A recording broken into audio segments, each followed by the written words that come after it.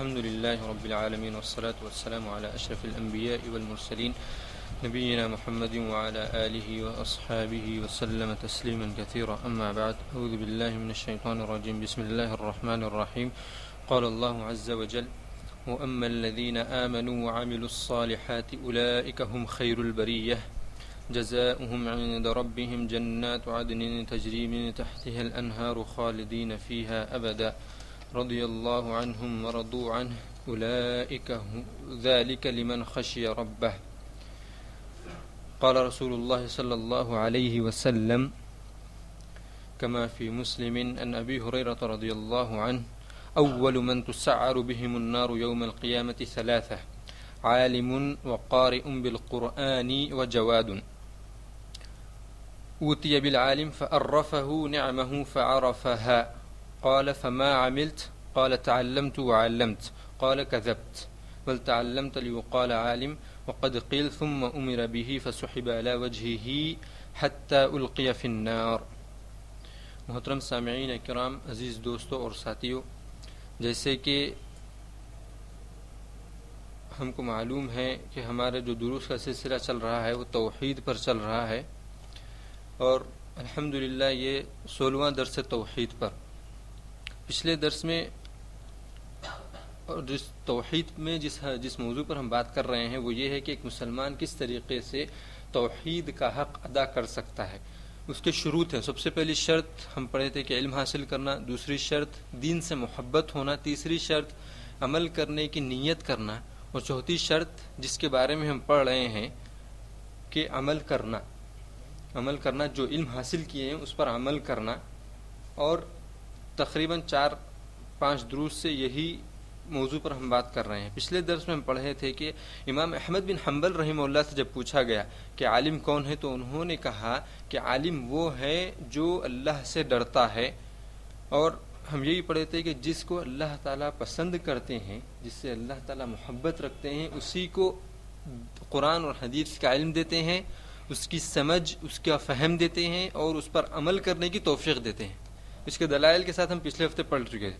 پچھلے درس میں ہم یہی پڑھے تھے کہ جو شخص عبادت سے دور رہتا ہے، جو شخص دین سے دور ہوتا ہے، علم حاصل کرنے سے دور ہوتا ہے یا علم پر عمل کرنے سے دور ہوتا ہے، دو بڑے وجوہات ہونے کی وجہ سے وہ دور ہوتا ہے. سب سے بڑی وجہ یہ ہو سکتی ہے کہ وہ اللہ کا شکر گزار بندہ نہیں بننا چاہتا، جانتے ہوئے یا انجانے میں. ایک دوسری بڑی وجہ یہ ہو سکتی کہ اس نے اپنے پیدا ہونے کے مقصد کو ہی نہیں سمجھا. اللہ تعالیٰ نے اس کو کیوں اس دنیا میں پیدا کیا، اس کے مقصد کو ہی وہ نہیں سمجھا. اور دلائل کے ساتھ ہم یہ پچھلے ہفتے دیکھے تھے.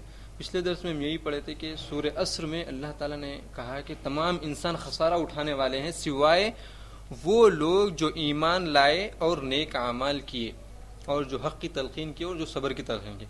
نیک اعمال کیے وہ لوگ خسارہ اٹھانے والوں میں سے نہیں ہیں ایمان کے بعد.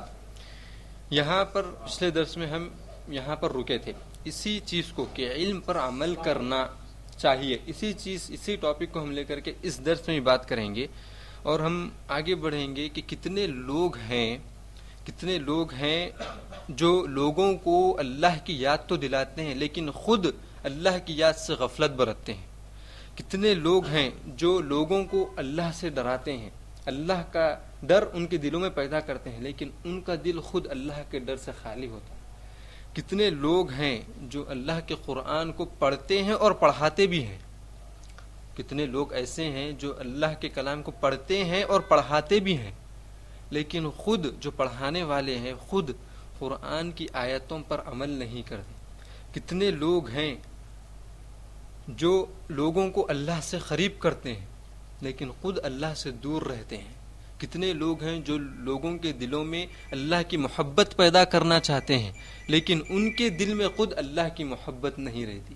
کتنے لوگ ہیں جو رسول اللہ صلی اللہ علیہ وسلم کی محبت لوگوں کے دل میں پیدا کرنا چاہتے ہیں لیکن وہ خود رسول اللہ صلی اللہ علیہ وسلم کے راستے پر نہیں چلتے. کتنے لوگ ہیں جو لوگوں سے کہتے ہیں کہ سنتوں پر عمل کرو، احادیث پر عمل کرو، لیکن خود احادیث اور سنتوں پر عمل نہیں کرتے. ایسے لوگوں کے اوپر اللہ تعالیٰ نے آیت نازل کی ہے. اللہ تعالیٰ نے قرآن کریم میں فرمایا اتأمرون الناس بالبر وتنسون انفسکم وانتم تتلون الکتاب. کیا تم لوگ لوگوں کو حکم تو دیتے ہو نیکی کا، لیکن خود نیکی نہیں کرتے. اتأمرون الناس بالبر وتنسون انفسکم وانتم تتلون الکتاب، اس حال میں کہ تم کو معلوم ہے کہ یہ نیکی ہے اور یہ برائی ہے. افلا تعقلون، کیا تم لوگ عقل نہیں رکھتے؟ کیا تم لوگ سمجھتے نہیں کہ تم لوگوں کو تو حکم دے رہے ہو، لوگوں کو صحیح راستے پر لا رہے ہو، لیکن تم کہاں ہو یہی نہیں جانتے ہو؟ کیا تم پاس اتنی عقل نہیں ہے؟ تو جو لوگ لوگوں کو حکم دے کر کے خود عمل نہیں کرتے، ان کے لیے اللہ تعالیٰ نے فرمایا ہے.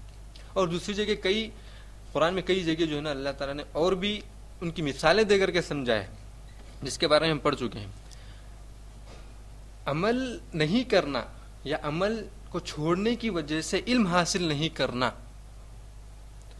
سب سے یعنی اس چیز میں آدمی دو طریقے سے گناہ گار ہوتا ہے.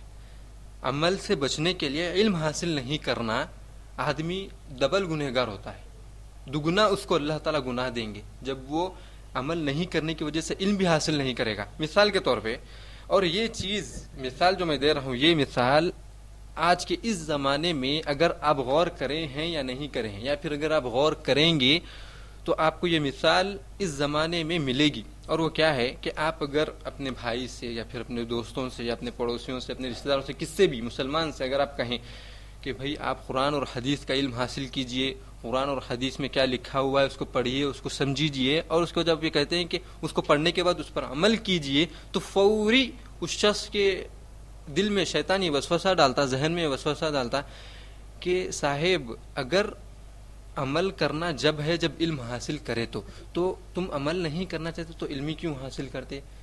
تو عمل سے بچنے کے لیے شیطان کرتا ہے کہ علم سے دور رکھتا. کیوں؟ کیونکہ لوگوں کے ذہن میں شیطان یہ وسوسہ ڈالا ہوا ہے اور ذہنوں میں یہ تدبیر ڈالی ہوئی ہے شیطان نے کہ جو انسان، جو مسلمان قرآن اور حدیث کا علم حاصل کر کے اس پر عمل نہیں کرتا وہ گنہگار ہے، اور جو شخص بغیر علم کے اگر عمل نہیں کرا تو وہ گنہگار نہیں.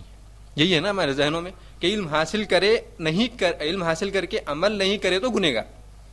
اگر علم بھی حاصل نہیں کرے، عمل نہیں کرے، علمش نہیں ہے، عمل نہیں کرے تو کوئی گناہ نہیں ہے، بلکہ ایسا شخص جو بغیر علم سے عمل سے بچنے کے لیے علم حاصل نہیں کرتا وہ دگنا گنہگار ہے، اللہ تعالیٰ کا گنہگار، رسول اللہ صلی اللہ علیہ وسلم کا نافرمان. جب کیونکہ علم حاصل کرنے کا حکم اللہ تعالیٰ نے اور رسول اللہ صلی اللہ علیہ وسلم نے دونوں نے دیا ہے، عمل کرنے کا حکم اللہ تعالیٰ نے اور رسول اللہ صلی اللہ علیہ وسلم نے دونوں نے دیا ہے. جو شخص عمل سے بچنے کے لیے علم سے بچتا ہے، علم حاصل کرنے سے بچتا ہے، وہ اللہ کی ڈبل لعنت کا حقدار ہوتا ہے. کس طریقے سے؟ میں آپ کو علم حاصل کرنے کی مثال دیتا ہوں، دلائل دیتا ہوں. قرآن سے سب سے پہلے لے لیجیے آپ، کیونکہ میں نے کہا کہ علم حاصل کرنے کا اللہ تعالیٰ نے اور رسول اللہ صلی اللہ علیہ وسلم نے دونوں نے اس کا حکم دیا ہے. تو جو شخص علم حاصل نہیں کرے گا وہ ایک گناہ ہوگا اس کو علم حاصل نہیں کرنے کا. دلیل کیا ہے؟ سب سے پہلے جو آیت رسول اللہ صلی اللہ علیہ وسلم پر نازل ہوئی وہ کون سی ہے؟ اقرأ بسم ربک الذی خلق خلق الانسان من علق اقرأ وربک الاکرم الذی علم بالقلم. ان آیتوں میں اگر آپ ترجمہ اور تفسیر اگر آپ پڑھیں گے تو ان آیتوں میں 5 جو آیتیں نازل ہوئی اس میں صرف اور صرف اللہ تعالیٰ نے ذکر کیا تو علم حاصل کرنے کا ذکر کیا ہے. اقرأ پڑھیے، اللہ تعالیٰ نے رسول اللہ صلی اللہ علیہ وسلم کو حکم دیا کہ پڑھیے. پڑھنا علم حاصل کرنا ہے کہ نہیں ہے؟ تو سب سے پہلے اللہ تعالیٰ نے حکم دیا رسول اللہ صلی اللہ علیہ وسلم کو اقرأ بسم ربک الذی. کس کے نام سے پڑھیے؟ اللہ تعالیٰ کے نام سے، بالذی خلق، جس نے پیدا کیا ہے آپ کو. اقرأ بسم ربک الذی خلق خلق الانسان من علق، جس نے انسان کو ایک جمے ہوئے خون سے پیدا کیا ہے. اور اس میں ایک علمی چیز بتلانا چاہتا ہوں میں، جو کہ اکثر مسلمانوں کے ذہنوں سے خارج ہے. قرآن اور حدیث کا جب علم حاصل کرنے کا وقت آتا ہے یا کسی کو ہم بولتے ہیں تو وہ شخص سمجھتا ہے، اور ہم خود یہ سمجھتے ہیں کہ قرآن اور حدیث میں علم ہے تو صرف قیامت کا علم ہے، اللہ سے ڈرنے کا علم ہے، صرف اور صرف رسول اللہ صلی اللہ علیہ وسلم کی اتباع کرنے کا علم ہے، نماز پڑھنے کا، زکوٰۃ دینے کا، حج کرنے کا، والدین کے ساتھ نیک سلوک کرنے کا، رشتہ داروں کے ساتھ نیک سلوک کرنے کا، یہی علم ہے. صرف قیامت کے بارے میں علم ہے کہ جنت ہے، جہنم ہے، جنت میں یہ ہے، جہنم میں. ہمارے ذہنوں میں یہی تصور ہے کہ یہ تو آخرت کی کتابیں ہیں، قرآن اور حدیث آخرت کا، اس میں دنیا کی کوئی تعلیم نہیں ہے. ہمارے ذہنوں میں یہ ہے. بلکہ آپ سنے بھی ہوں گے کہ قرآن اور حدیث غور سے علمی چیز ہے، اور آپ دوسروں کو ہی بول سکتے ہیں. جب لوگ انکار کریں گے قرآن اور حدیث کا علم حاصل کرنے کے تو آپ یہ بات بتلا بھی سکتے ہیں، اور وہ یہ کہ قرآن اور حدیث میں صرف اور صرف قیامت کا ذکر نہیں ہے، جنت اور جہنم کا ذکر نہیں ہے، بلکہ جتنے علوم دنیا میں موجود ہیں نا فی الوقت، انگلش سے ریلیٹڈ کہہ رہا ہوں میں، سائنس، بایولوجی، جغرافی، فلکیات کا علم، جو جتنے بھی علم سائنٹسٹ جو علوم لے کر کے آج دنیا چلا رہے ہیں، جو علم سائنٹسٹ لے کر کے جو دنیا آج چلا رہے ہیں، وہ تمام کے تمام علوم اس قرآن اور حدیث میں موجود ہیں. اگر آپ غور کریں گے تو برابر آپ کو علم ملے گا، اگر آپ غور نہیں کریں گے تو 100 سال 200 سال بھی پڑھیں گے، آپ کو کوئی چیز حاصل نہیں ہوگی. اور آپ کے ذہن میں یہی شیطان رکھے گا کہ یہ قرآن کا فائدہ صرف آخرت کی حد تک ہے، دنیا میں نہیں، بلکہ یہی قرآن کی وجہ سے آج دنیا میں کئی حقائق معلوم ہو رہے ہیں. میں آپ کو مثالیں کئی ہیں قرآن میں، اگر آپ لیں گے تو جانوروں کا علم بھی ہے کہ جانور بھی بات کرتے ہیں، چونٹی بات کرتی ہے، اس کا بھی علم ہے. مکھی کے ایک پر میں نجاست ہے اور ایک پر میں شفا ہے، اس کا علم حدیث میں ہے. یہ کون سی ٹیکنالوجی آپ کو 1400 سال پہلے بتلائی تھی؟ یعنی آپ سے مراد ہم مسلمانوں کو، رسول اللہ صلی اللہ علیہ وسلم اور صحابہ مسلمان تھے تو ہم کون ہوئے؟ ان کی اتباع کرنے والے، تو ہم کون ہیں؟ مسلمان ہوئے. تو ہم پر 1400 سال پہلے جو چیز نازل ہوئی ہے آج ہمارے پاس نہیں ہے، اور ہم یہ سمجھتے ہیں کہ قرآن اور حدیث کا علم صرف آخرت کی حد تک ہے. اگر آپ ہر آیت، یعنی قرآن کے بارے میں تو ہم کو یقین ہے کہ ہر آیت میں علم موجود ہے، ہر آیت میں علم موجود ہے. مثال کے طور پہ اللہ تعالیٰ نے سورہ جو وہی سب سے پہلے رسول اللہ صلی اللہ علیہ وسلم پہ نازل ہوئی، اس میں کیا کہا؟ اقرأ بسم ربک الذی خلق. اس میں ربوبیت کا اللہ تعالیٰ نے ذکر کیا ہے کہ اللہ تعالیٰ نے پیدا کیا ہے، توحید ربوبیت ہے. یہ ربوبیت کے بارے میں ہم انشاءاللہ پڑھیں گے. اس کے بعد اللہ تعالیٰ نے کہا اقرأ بسم ربک الذی خلق خلق الانسان من علق. یہ جو علق جو ہے نا، انسان کو کس طریقے سے پیدا کیا گیا، یہ کون سے علم میں آتا ہے؟ دنیاوی علوم میں کون سے علم میں معلوم ہوتا ہے؟ یہ بایولوجی میں یا پھر آپ سائنس میں لے لیں، یہ چیز اسی میں معلوم ہوتی ہے کہ انسان کس طریقے سے پیدا ہوا ہے. اور جب قرآن میں نازل ہوئی یہ چیز، جب یہ آیتیں جب نازل ہوئی تھی 1433 سال پہلے، تو اس وقت کوئی مائکروسکوپ نہیں تھا، کوئی اسکیننگ مشین نہیں تھی، کوئی ٹیکنالوجی موجود نہیں تھی. اس کے بعد اللہ تعالیٰ نے یہ آیت کو لے کر کے لوگ تحقیق کرنا شروع کرے کہ علق کسے کہتے ہیں. علق کسے کہتے ہیں معلوم؟ جب خون جم جاتا ہے ایک جگہ، جم جاتا ہے تو اس کو علق کہتے ہیں. جب ماں کے پیٹ میں خون جب جمتا ہے، بچے کی شکل نہیں ہوئی ابھی، جب خون جمتا ہے وہ اس کو کہتے ہیں علق. یہ علم آپ کو کون دیے تھے 1400 سال پہلے؟ رسول اللہ صلی اللہ علیہ وسلم کو، مسلمانوں کو یہ علم کس نے دیا؟ کوئی مائکروسافٹ کی کمپنی یا پھر کوئی سائنسدان یا پھر کوئی مائکروسکوپ کس نے دیا؟ اللہ تعالیٰ نے اس علم کو رسول اللہ صلی اللہ علیہ وسلم پر اور ہم کو دیا ہے. لیکن آج ہم اس کو دور کرتے ہوئے ہم فخر محسوس کرتے ہیں. قرآن اور حدیث کو دور کر کے ہم بولتے ہیں کہ میں کمپیوٹر کا ماسٹر ہوں. آپ ماسٹر نہیں ہیں. کمپیوٹر کے ماسٹر آپ جبھی ہوئے جب آپ کے سامنے قرآن کے ذریعے سے یہ چیز لائی گئی. کوئی سائنسدان جب تک سائنسدان نہیں ہو سکتا جب تک وہ قرآن پر تحقیق نہیں کرتا. آپ بڑے سے بڑے سائنسدان کو لے لیں، یوٹیوب پر جا کر کے آپ چیک کر لیں. میری بات پر اگر آپ کو یقین نہیں ہے تو یوٹیوب پر جا کر کے آپ سرچ کریں، اور جو سائنسدانوں کے جو انٹرویوز ہیں اس کو آپ دیکھیں، سنیں، ان کا جواب کیا رہتا ہے. قرآن کے ذریعے سے وہ لوگ سرچ کیے. اسی طریقے سے مکھی سے مراد شہد کی مکھی کا جو شہد ہوتا ہے اس میں شفا ہے. قرآن میں ذکر ہے اس کا.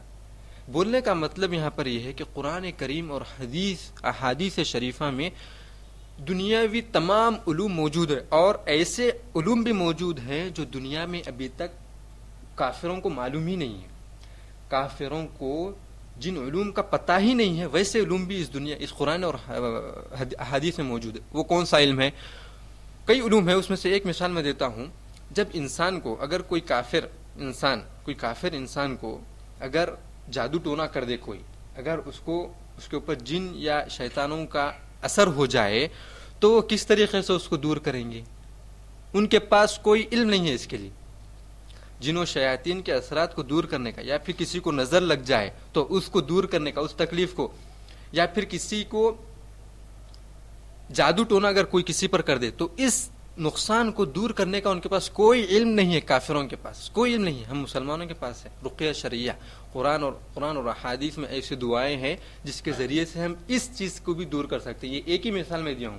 بولنے کا مقصد جو علم کافروں کے پاس نہیں ہے، جن کا سے ہم دوسرے علوم لیتے ہیں، جبکہ ہمارے پاس قرآن اور حدیث جس میں تمام علوم موجود ہے، اس کو چھوڑ کر کے جو دوسرے ہم علوم لیتے ہیں وہ کافروں کے پاس ایسے علوم موجود نہیں ہیں جو ہمارے پاس ہے.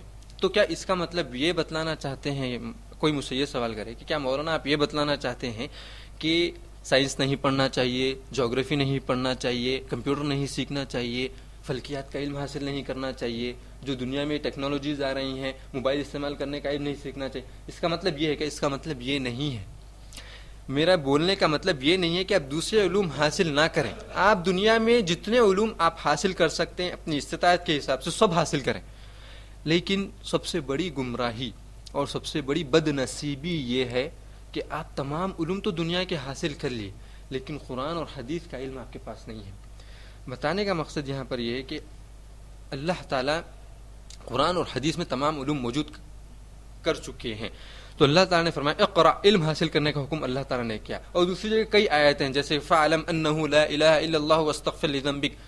رسول اللہ صلی اللہ علیہ وسلم مخاطب ہے کہ آپ علم حاصل کیجئے، یہ جان لیجئے کہ اللہ کے علاوہ کوئی اور معبود برحق نہیں ہے، اور استغفار کیجئے. علم اور عمل حاصل کرنے کا یہاں پر حکم دیا گیا. یہ قرآن کے ذریعے سے دلیل. دوسرا حدیث کے ذریعے سے کیا دلیل ہے کہ علم حاصل کرنا ضروری ہے. رسول اللہ صلی اللہ علیہ وسلم نے فرمایا ہے طلب العلم فریضۃ علی کل مسلم و مسلمہ، کہ علم کا حاصل کرنا ہر بالغ مسلمان پر، بالغ اور عقلمند مسلمان پر فرض ہے. فرض طلب العلم فریضہ. فریضہ فرض کا کیا مطلب ہے؟ جیسے نماز ہم کہتے ہیں کہ فرض ہے، 5 ٹائم کی نماز پڑھنا فرض ہے، نہیں پڑھے تو گنہگار ہے، ہم مانتے ہیں نا. ویسے ہی علم حاصل کرنا فرض ہے، نہیں حاصل کرے تو گنہگار ہے. سوال یہاں پر یہ آتا ہے اور مختصر میں اس کا جواب دیتا ہوں کہ علم کتنا حاصل کرنا چاہیے ہر مسلمان کو. کیا پورا قرآن یاد کرنا ہر مسلمان کے لیے ضروری ہے اس حدیث کے ذریعے سے؟ کیا تمام احادیث کا پڑھنا ضروری ہے؟ کیا تمام تفسیر پڑھنا ضروری ہے؟ کیا تمام احادیث کی تشریحات پڑھنا ضروری ہے؟ کتنا علم حاصل کرنا ضروری ہے ہر مسلمان کے لیے؟ اس کے بارے میں علماء کرام نے فرمایا ہے کہ ہر مسلمان پر اتنا علم حاصل کرنا ضروری ہے جتنا اس کی روزمرہ کی چیزیں گزرتی ہیں. جیسے کہ توحید کا علم حاصل کرنا ہر مسلمان پر فرض ہے. اللہ کے بارے میں، اللہ کے صفات، اللہ کے اسماء کے بارے میں جاننا. پھر اس کے بعد نماز کب صحیح ہوتی ہے، کب ناقص ہو جاتی ہے، اور اللہ تعالیٰ کے پاس کب قبول نہیں ہوتی ہے. کیا شروط ہے نماز ہونے کے، نماز میں کیا دعائیں پڑھنا ہے، اس کا جاننا ضروری فرض ہے. وضو کس طریقے سے بنایا جاتا ہے، وضو سے پہلے کی کیا دعائیں، اس کے بعد کی کیا دعائیں ہیں، وضو کو کس طریقے سے کرنا ہے، وضو کب ناقص ہو جاتا ہے، کون سا وضو نہیں دھونے کی وجہ سے وضو ہمارا نہیں ہوتا ہے اور نماز نہیں ہوتی ہے. اسی طریقے سے زکوٰۃ کے کیا مسائل ہیں، زکوٰۃ کب فرض ہوتا ہے، زکوٰۃ کن چیزوں پر فرض ہوتا ہے، زکوٰۃ کیوں فرض ہوتا ہے، یہ جاننا. اور پھر اس کا روزہ کب فرض ہوتا ہے، روزہ سحری کب کرنا ہے، افطار کب کرنا ہے، روزے کے درمیان میں اللہ تعالیٰ کن چیزوں کو پسند کرتے ہیں اور کن چیزوں کو ناپسند کرتے ہیں، روزہ کب قبول ہوتا ہے، ان چیزوں کا جاننا ضروری ہے. حج کی نیت کس طریقے سے کرنا ہے، حج کب کرنا ہے، حج کیسا کرنا ہے، حج کس طریقے سے کرنا ہے، حج میں کیا کیا دعائیں پڑھنا ہے، کیا کیا فرائض ہے، کیا کیا سنن ہے، حج کب اللہ تعالیٰ کے پاس قبول نہیں ہوتا ہے، حج میں اگر کوئی غلطی ہو جائے تو حج اس غلطی کا مکافہ کس طریقے سے ادا کرنا ہے، اس کا علم ہونا. اور پھر والدین کے ساتھ کس طریقے سے رہنا ہے، بیوی کے ساتھ کس طریقے سے رہنا ہے، بچوں کے ساتھ کس طریقے سے رہنا ہے، بچوں کے کیا حقوق ہے، بیوی کے کیا حقوق ہے، والدین کے کیا حقوق ہے، رشتہ داروں کے کیا حقوق ہے، پڑوسیوں کے کیا حقوق ہے، کس طریقے سے ہم کو دنیا میں رہنا ہے. اس کا علم حاصل کرنا ہر مسلمان پر فرض ہے. اس علم کے حاصل کرنے کے لیے آپ کو تمام قرآن یاد کرنے کی ضرورت نہیں، تمام احادیث یاد کرنے کی ضرورت نہیں ہے. آپ کو صرف اتنا معلوم ہونا کہ نماز کس طریقے سے پڑھنا ہے، کیا ٹائم پہ پڑھنا ہے، کب ہماری نماز قبول ہوتی ہے اور کب قبول نہیں ہوتی، روزہ کس طریقے سے رہنا ہے، روزے کی کیا شروط ہے، روزہ کب قبول ہوتا ہے، کب قبول نہیں ہوتا. آپ کو آیتیں یاد کرنے کی ضرورت نہیں ہے، آپ کو احادیث یاد کرنے کی ضرورت نہیں ہے حج کے بارے میں کہ حج کے اتنے احادیث ہے. آپ کو لوگوں کو اگر بتانا بھی ہے تو آپ کو تمام احادیث ذکر کرنے کی ضرورت نہیں ہے. آپ لوگوں کو نہیں بھی بتائے تو چل جائے، فرض نہیں ہے کہ لوگوں کو دعوت پہنچائے. اگر کوئی شخص دعوت کر رہا ہے، دعوت دے رہا ہے لوگوں کو تو کافی ہے، آپ کے اوپر سے گناہ ہٹ گیا. لیکن علم حاصل کرنا ہر مسلمان پر فرض ہے. یہ ہوئی ہے دلیل علم حاصل کرنے کی حدیث سے. عمل کرنا عمل کرنے کے اگر آپ دلائل لیں گے قرآن سے تو بے شمار آیتوں میں اللہ تعالیٰ نے عمل کرنے کی تلقین کی ہے. جیسے کہ اللہ تعالیٰ نے فرمایا فَاعْلَمْ أَنَّهُ لَا إِلَهَ إِلَّا اللَّهُ وَاسْتَغْفِرْ کہ علم حاصل کرنے کے بعد اللہ تعالیٰ نے عمل کرنے کی طرف ترجیح دیا. اس کے بعد اللہ تعالیٰ نے کئی قرآن کریم میں فرمایا وَالَّذِينَ آمَنُوا وَعَمِلُوا الصَّالِحَاتِ أُولَٰئِكَ أَصْحَابُ الْجَنَّةِ هُمْ فِيهَا خَالِدُونَ. جو لوگ ایمان لائے اور نیک اعمال کیے وہی لوگ جنت میں داخل ہوں گے. اس طریقے سے آیتوں میں اللہ تعالیٰ نے کئی جگہ عمل کرنے کی تلقین کی ہے، اور یہاں تک کہ رسول اللہ صلی اللہ علیہ وسلم نے بھی عمل کرنے کی ترغیب دی ہے. نماز ہم کو کس نے سکھائی ہے؟ رسول اللہ صلی اللہ علیہ وسلم نے. تو اس کا مطلب یہ ہوا کہ عمل کرنے کا، جبکہ رسول اللہ صلی اللہ علیہ وسلم نے صرف حکم ہی نہیں دیا بلکہ عمل کر کے رسول اللہ صلی اللہ علیہ وسلم نے بتلایا ہے کہ اس طریقے سے کرنا ہے. روزہ رسول اللہ صلی اللہ علیہ وسلم نے صرف حکم نہیں دیا بلکہ روزہ رکھ کر کے بتلایا ہے. حج اسی طریقے سے تمام عبادتیں.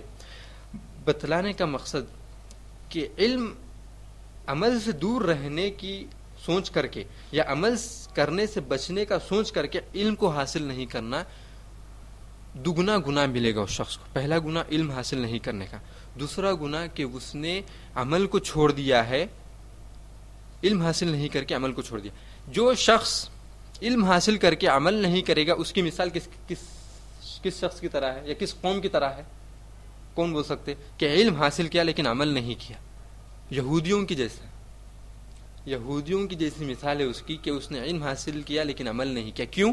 کیونکہ اللہ تعالیٰ نے فرمایا ہے مثل الذین حملوا التوراۃ ثم لم يحملوها كمثل الحمار يحمل اسفارا. یہ آیت یہودیوں کے بارے میں نازل ہوئی کہ وہ لوگ علم حاصل کیے ہیں تورات کا لیکن انہوں نے عمل نہیں کیا، تو ان کی مثال گدھے کی جیسی مثال. اللہ تعالیٰ نے کہا ہے کہ گدھے کی جیسی مثال ہے. کیوں؟ کیونکہ گدھا اپنے پیٹھ پر کتابیں لے کر تو جاتا ہے لیکن اس کو کچھ فائدہ نہیں ہوتا ہے. اور جو مسلمان بغیر علم کے عمل کرتا ہے اس کی مثال کس طریقے سے ہے؟ نصارہ کی. کیونکہ اللہ تعالیٰ نے اور نصارہ کو اللہ تعالیٰ نے گمراہ کہا ہے. گمراہ. آپ ہر رکعت میں سورہ فاتحہ پڑھتے ہیں، اس میں آخری آیت کیا پڑھتے ہیں؟ غیر المغضوب علیہم ولا الضالین. یہ جو مغضوب ہے نا، جس پر اللہ تعالیٰ غضب نازل کیے ہیں، جس پر اللہ تعالیٰ غصہ ہوئے، وہ کون ہے؟ یہودی ہے. کیوں؟ کیونکہ انہوں نے علم حاصل کیا لیکن عمل نہیں کیے. اور ولا الضالین، گمراہ کون ہے؟ گمراہ کے بارے میں اللہ تعالیٰ نے ان کو کہا ہے نصارہ، کیونکہ انہوں نے علم کے بغیر عمل کیا ہے. اور علماء نے اس آیت کے بارے میں کہا ہے کہ جو بھی مسلمان علم حاصل کر کے عمل نہیں کرتا اس کے اندر یہودیت کی مشابہ ہے، اور جو شخص علم کے بغیر عمل کرتا ہے وہ نصارہ کی مشابہت رکھتا ہے، چاہے وہ عالم ہی کیوں نہ ہو.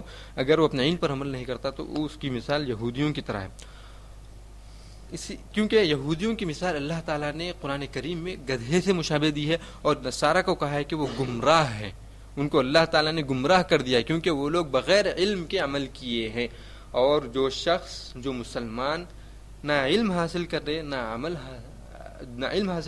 عمل کرے تو وہ ڈبل گنہگار ہے اللہ تعالیٰ کے پاس. اس کے بعد جو شخص اپنے علم پر عمل نہیں کرتا ہے اس کا حساب و کتاب اللہ تعالیٰ کے پاس قیامت کے دن کس طریقے سے ہوتا ہے. ہم اتنے دروس سے دیکھے ہیں کہ جو علم حاصل نہیں کرتا اس کو اللہ تعالیٰ کس طریقے سے دنیا میں گمراہ کرتے ہیں، آخرت میں اس کا کیا بدلہ ہے، آخرت میں اس کی کیا سزا ہے.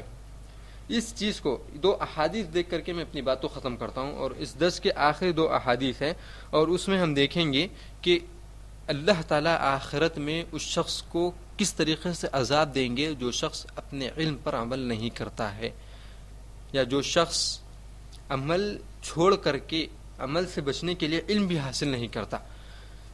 پہلی حدیث صحیحین سے مراد صحیح بخاری اور صحیح مسلم ہے. اس میں یہ حدیث اسامہ بن زید رضی اللہ تعالیٰ عنہ سے روایت ہے. رسول اللہ صلی اللہ علیہ وسلم کا ارشاد ہے یؤتی بالرجل.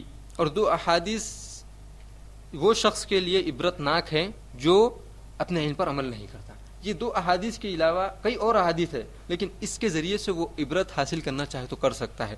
سب سے پہلے حدیث میں رسول اللہ صلی اللہ علیہ وسلم فرماتے ہیں یؤتی بالرجل یوم القیامہ. ایک ایسے شخص کو جو علم رکھتا تھا اور لوگوں کو دعوت دیتا تھا، اس شخص کو قیامت کے دن لایا جائے گا. یؤتی بالرجل یوم القیامہ فیلقی فی النار. تو وہ شخص کو جہنم میں ڈال دیا جائے گا. فتندلج اخطاب بطنہ. تو جہنم میں جب وہ جائے گا تو جہنم کی ہولناکیوں کی وجہ سے اس کے جو انتڑیاں ہوتی ہیں وہ باہر نکل کر گر جائیں گے، وہ انسان کے جس کو جہنم میں ڈال دیا گیا ہے. فیدور بہا کما یدور الحمار فی الرحى. تو وہ شخص جو جہنم میں ہے وہ انتڑیوں کے اطراف اس طریقے سے گھومے گا جس طریقے سے ایک گدھا چکی کے درمیان میں گھومتا ہے. آپ لوگ دیکھیں ہوں گے گاؤں میں، اپنے گاؤں میں یا پھر شہروں میں کبھی کبھی ہوتا ہے کہ بیل یا گدھوں کو جو ہے نا چکی کے درمیان میں کچھ پیسنے کے لیے گھماتے ہیں. پرانے زمانے میں بہت ہوتا تھا، ابھی بھی ہوتا ہے، بہت ہی پرانے گاؤں میں ہوتا ہے.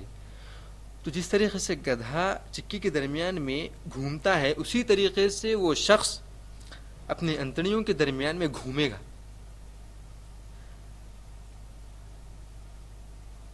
فَيَجْتَمِعُ إِلَيْهِ أَهْلُ النَّارِ. تو اس کے درمیان میں جو جہنم میں جو لوگ رہیں گے، جو اس کو پہچانتے ہوں گے. کیونکہ وہ شخص دنیا میں لوگوں کو نصیحت کرتا تھا، لوگوں کو بلا کر کے نصیحت کرتا تھا، لوگوں کو گناہوں سے بچاتا تھا، لوگوں کو نیکی کی طرف بلاتا تھا. تو جو لوگ پہچانتے تھے اس کو اس کے درمیان اس کے قریب آئیں گے اور پوچھیں گے یا فلان اے شخص مالک کیا ہو گیا ہے تم کو، یعنی تم اس طریقے سے جہنم میں کس طریقے سے آ گئے ہو، تم جہنم میں ہم تو تم کو جو ہے نا جنت میں تصور کرتے تھے، دنیا میں رہے ہو، تم جہنم میں کیسے آ گئے ہو. الم تک تأمر بالمعروف وتنہی عن المنکر. کیا تم ہم کو دنیا میں نیکی کا حکم نہیں دیتے تھے، کیا تم ہم کو برائی سے روکتے نہیں تھے. تو وہ شخص کہے گا، لوگوں کو جواب دے گا جو اپنے انتڑیوں کے درمیان میں اطراف گھوم رہا ہے، وہ کہے گا فیقول، وہ کہے گا لوگوں سے جو سوال کیے ہیں، بلا کیوں نہیں، آمر بالمعروف ولا آتی. میں تم لوگوں کو نیکی کا تو حکم دیتا تھا لیکن میں خود نہیں کرتا. نیکی کا حکم دیتا تھا لیکن میں خود نہیں کرتا تھا. نماز کا حکم دیتا تھا، فجر کی نماز پڑھو بول کر کہتا تھا، اس کے فضائل بیان کرتا تھا، لیکن میں خود اذاں ہوتی تو الارم بجتا تو بند کر کے سو جاتا تھا، اذاں ہوتی تو تکیوں کے ذریعے سے اپنے کان کو دبا لیتا تھا تاکہ اذان سنے نہ آئے، اور نیند میں غرق ہو جاتا تھا. لوگوں کو حکم تو دیتا تھا نیکی کرنے کا لیکن خود نہیں کرتا. الم آمر بالمعروف ولا آتی وانہی عن المنکر وآتی. تم لوگوں کو برائی سے روکتا تھا لیکن وہ برائی خود میں ہی کرتا تھا. اس وجہ سے اس شخص نے لوگوں کو حکم تو دیا ہے اچھائی کا لیکن خود نہیں کرتا تھا، اور برائی سے روکا ہے لیکن خود اس برائی پر آمدہ ہوتا تھا. اس وجہ سے اللہ تعالیٰ قیامت کے دن اس کو جہنم میں ڈالیں گے. اور اس کی مثال کس طریقے سے دیے ہیں، اس حدیث میں کچھ چیزیں ہیں جس کو ہم کو سمجھنا ضروری ہے. اس میں سے پہلی چیز یہ کہ اللہ تعالیٰ نے قرآن کریم میں بھی ایسے شخص کی مثال گدھے کی دی ہے جو اپنے ان پر عمل نہیں کرتا، اور حدیث میں بھی رسول اللہ صلی اللہ علیہ وسلم نے کہا ہے کہ وہ شخص گدھے کی طرح اپنے انتڑیوں کے اطراف میں پھرے گا. تو آپ دیکھیں قرآن میں اور حدیث میں گدھے کا ذکر ہے. کیا مطلب ہوا اس سے؟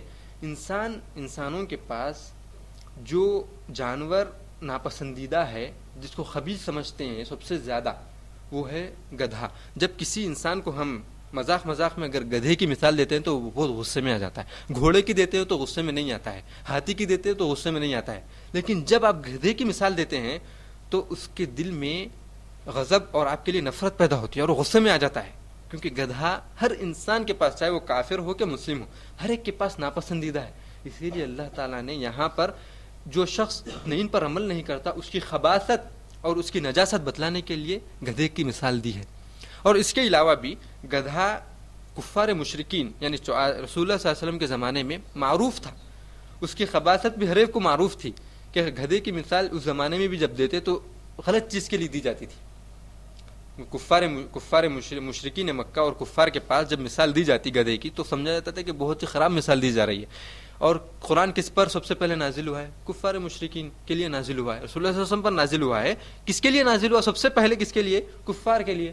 مشرکین مکہ کے لیے قرآن نازل ہوا تھا سب سے پہلے، کیونکہ وہ لوگ جانتے تھے گدھے کی کتنی بری مثال ہوتی ہے. تو اللہ تعالیٰ نے ان کو سمجھانے کے لیے، یہودیوں کو سمجھانے کے لیے، اور بعد میں آنے والے لوگ مسلمانوں میں سے جو اپنے ان پر عمل نہیں کرتے ان کو سمجھانے کے لیے یہ مثال دی ہے قرآن اور حدیث میں. بتلانے کا مقصد کہ قرآن میں اور احادیث میں ایک ہی طریقے سے مثال دی گئی ہے جو اپنے علم پر عمل نہیں کرتا.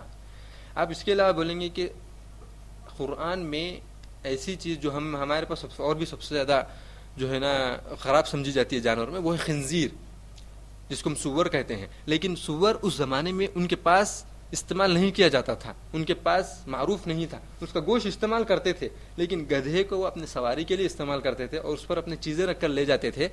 تو جو شخص جب گدھے پر کوئی چیز لے جائے تو اس کا فائدہ نہیں ہے گدھے کو، اسی طریقے سے جو شخص علم حاصل کر کے عمل نہیں کرتا اس کو اس چیز کا فائدہ نہیں. تو اس حدیث سے ہم کو یہ معلوم ہوا کہ جو شخص علم پر عمل نہیں کرتا وہ جہنم میں جائے گا، وہ جہنم میں جائے گا. اس سے بڑھ کر کے میں ایک آخری حدیث بول کر کے اپنی بات کو ختم کرتا ہوں. اور اس حدیث میں ذکر کیا گیا ہے کہ جو شخص اپنے علم پر عمل نہیں کرتا ہے سب سے پہلے جہنم کی آگ بھڑکائی جائے گی. تو اسی شخص ایک عالم دین سے، دین کا علم، قرآن اور حدیث کا علم رکھنے والا، لوگوں کو تقاریر، لوگوں کو اچھی باتیں بتلانے والا، کیا ہم یہ سوچ سکتے ہیں کہ ایک شخص جو دنیا میں لوگوں کو اچھی باتیں بتلاتا تھا وہ شخص جہنم بھڑکائی جائے گی سب سے پہلے؟ اللہ تعالیٰ مجھ کو اور آپ کو اور تمام مسلمانوں کو اس شخص کی طرح نہ بنائے، نہ دنیا میں نہ آخرت میں. اس شخص سے ہم کو بچائے، اس شخص کی جیسی مثالیں بننے سے ہم کو بچائے. دنیا اور آخرت میں ہم کو اپنے علم پر خالصتاً اللہ کے لیے کرنے کی توفیق عطا فرمائے. حدیث کیا ہے جس میں اللہ تعالیٰ رسول اللہ صلی اللہ علیہ وسلم نے کہا کہ سب سے پہلے آگ بھڑکائی جائے گی تو ایک عالم سے. حدیث صحیح مسلم میں ابو ہریرہ رضی اللہ تعالیٰ عنہ سے روایت ہے. رسول اللہ صلی اللہ علیہ وسلم کا ارشاد ہے اول من تسعر بهم النار یوم القیامہ ثلاثہ. قیامت کے دن سب سے پہلے آگ اگر بھڑکائی جائے گی تو 3 طریقے کے لوگوں سے بھڑکائی جائے گی. 3 طریقے کے لوگ ہوں گے جو جن کے ذریعے سے آگ یا جہنم کو بھڑکایا جائے گا. سب سے پہلا رسول اللہ صلی اللہ علیہ وسلم نے سب سے پہلے شخص کا ذکر کرتے ہوئے کہا عالم سے، وقارئ بالقرآن، قرآن پڑھنے والے.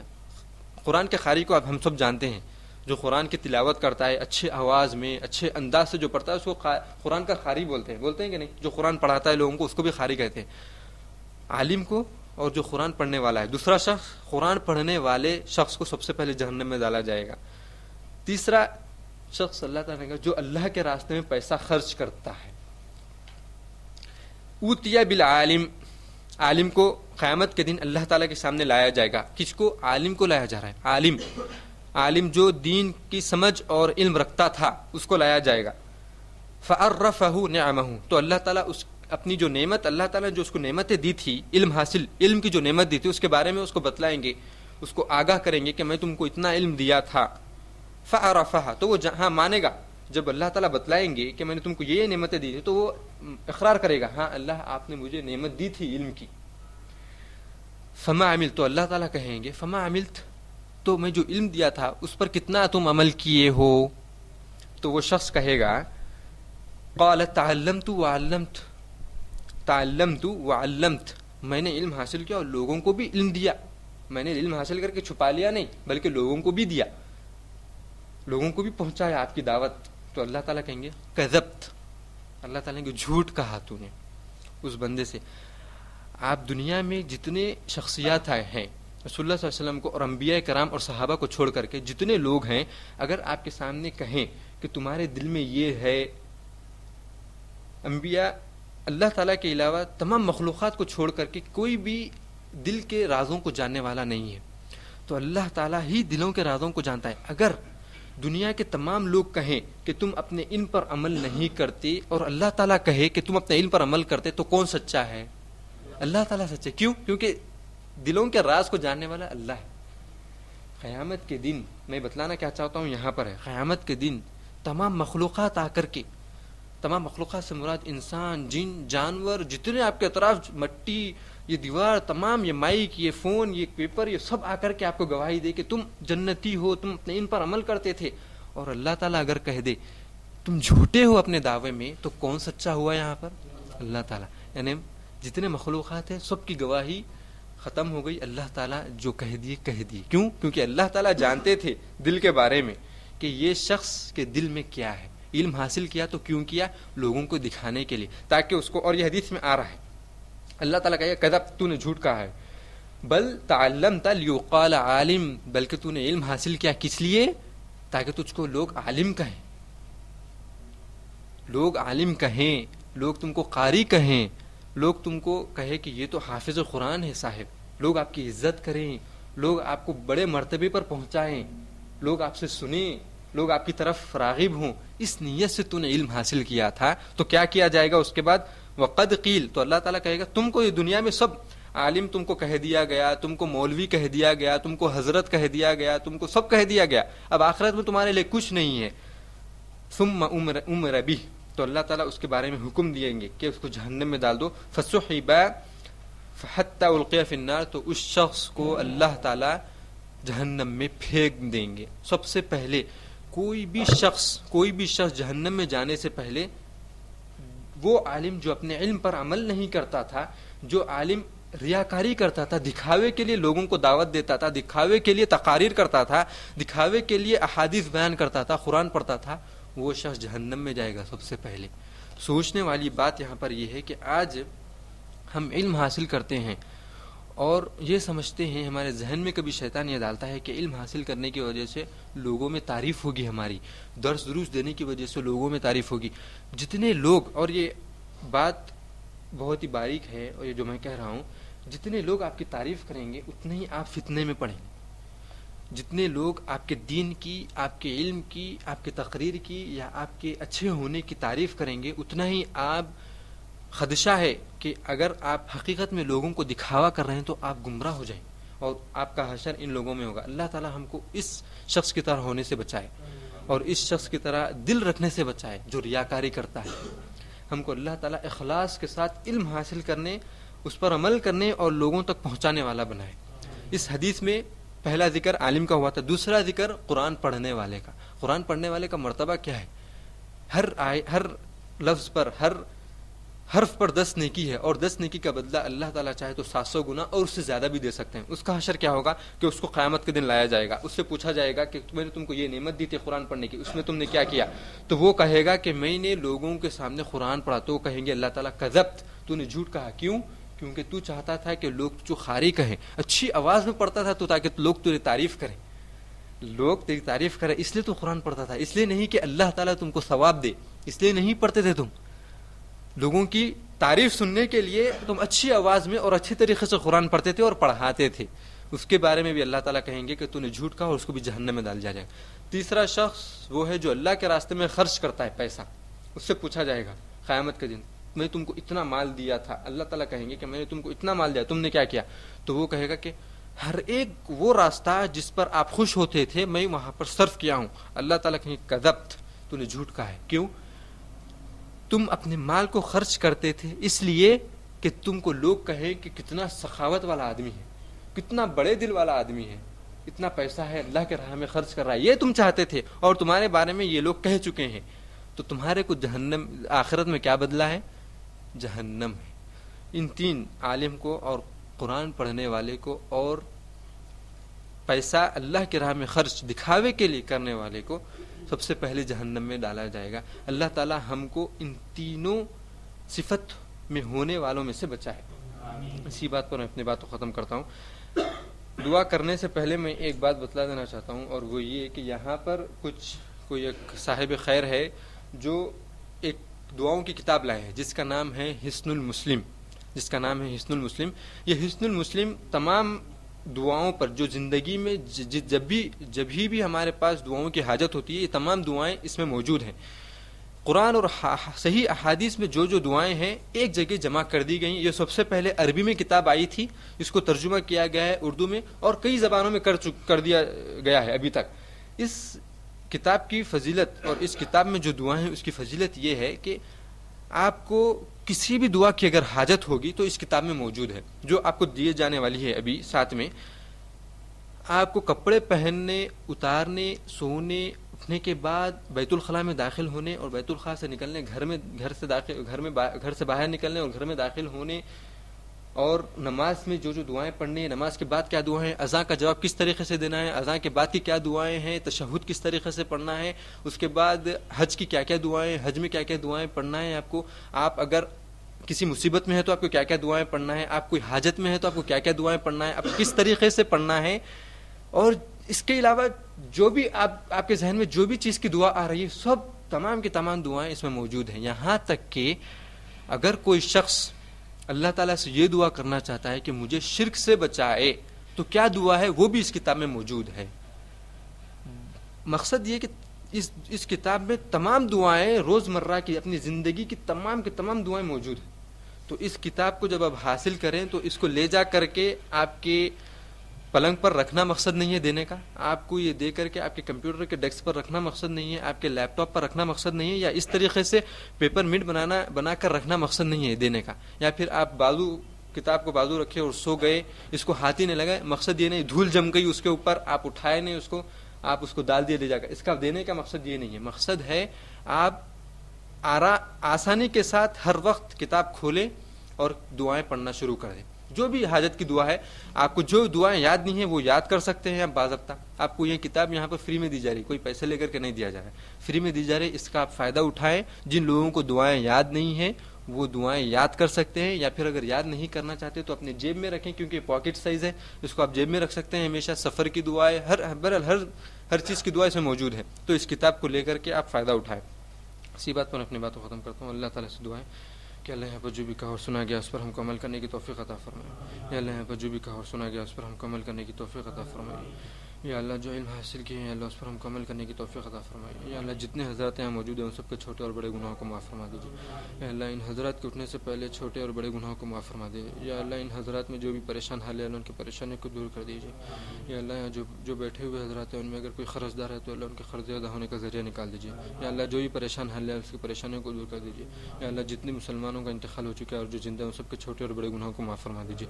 یا اللہ مسلمانوں کو علم حاصل کرنے کی توفیق عطا فرمائیے۔ یا اللہ مسلمانوں کو علم پر عمل کرنے کی توفیق عطا فرمائیے۔ یا اللہ جتنے مسلمان شرک پر ہیں اللہ ان کو توحید جیسی نعمت سے نوازیجیے۔ یا اللہ جو توحید پر ہے اللہ ان کو مرتے دم تک توحید پر قائم و دائم رکھیے۔ ربنا آتنا في الدنيا حسنة وفي الآخرة حسنة وقنا عذاب النار وآخر دعوانا الحمد لله رب العالمين وصلى الله وسلم على نبينا محمد وعلى آله وأصحابه وسلم تسليما كثيرا. سبحانك اللهم وبحمدك أشهد أن لا إله إلا أنت أستغفرك وأتوب إليك.